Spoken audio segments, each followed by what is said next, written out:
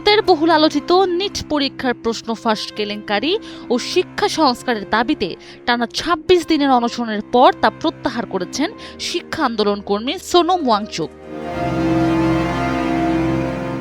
আন্দোলনকারী শিক্ষার্থীদের বিরুদ্ধে কোনো আইনি পদক্ষেপ নেওয়া হবে না, সরকারের পক্ষ থেকে এমন সুনির্দিষ্ট প্রতিশ্রুতি পাওয়ার পরই তিনি অনশন ভাঙেন।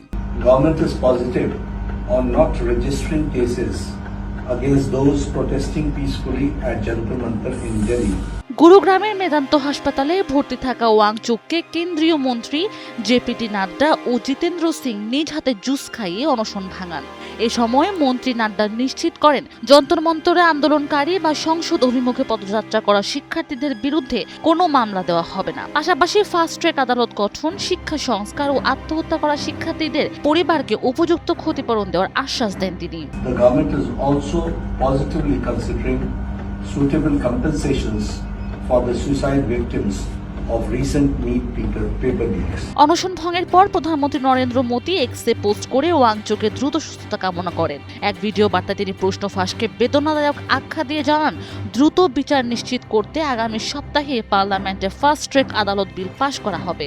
से मंत्रीगण आए थे, उन्होंने भी ये आश्वासन दिया जिसका कि 2 दिन से हम बहुत ही कड़ा।